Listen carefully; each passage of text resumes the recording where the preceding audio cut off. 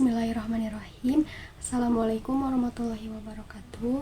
Perkenalkan, saya Nebo Fitria Putri, mahasiswa semester 4 jurusan Sejarah Peradaban Islam. Pada kesempatan kali ini, saya akan membahas secara garis besar 3 buku yang ditulis oleh Bapak Asep Ahmad Hidayat mengenai sejarah tasawuf dan tarekat, studi kawasan dunia Islam, dan yang terakhir, sejarah sosial muslim minoritas etnis Melayu di Nusantara. Baik, langsung saja kepada pembahasan yang pertama, yaitu mengenai sejarah tasawuf dan tarekat.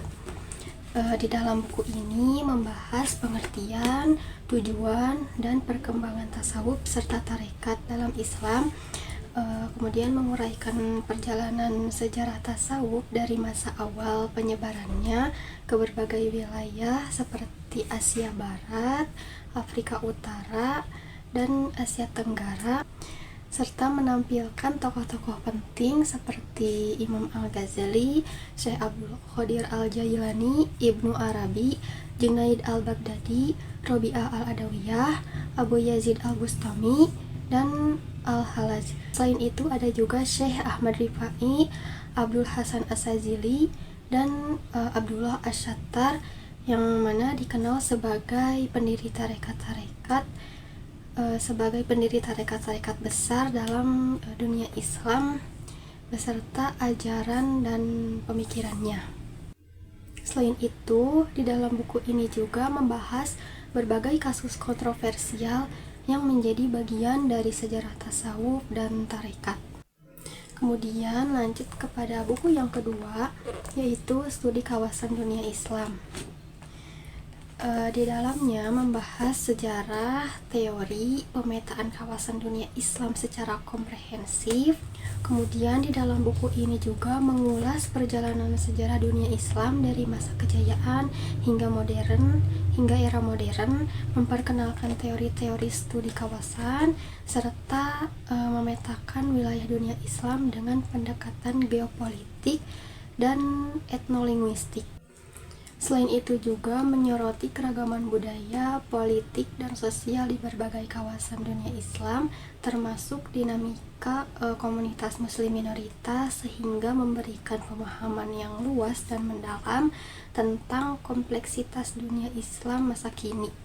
Kemudian, buku yang terakhir yaitu Sejarah Sosial Muslim Minoritas Etnis Melayu di Nusantara.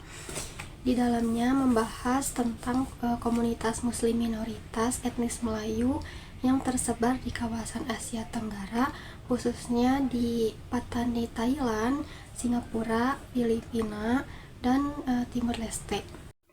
Kawasan Nusantara merupakan rumah bagi sekitar 250 juta muslim, namun sebagian kelompok Melayu justru menjadi minoritas di negara-negara tersebut.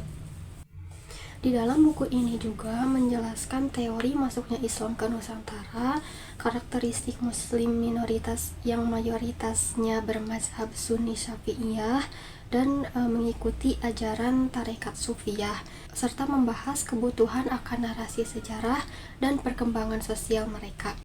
Buku ini juga mengulas dinamika, tantangan, dan prospek muslim minoritas Melayu di berbagai kawasan Nusantara, serta peran penting mereka dalam menjaga identitas dan tradisi di tengah masyarakat yang lebih besar dan beragam.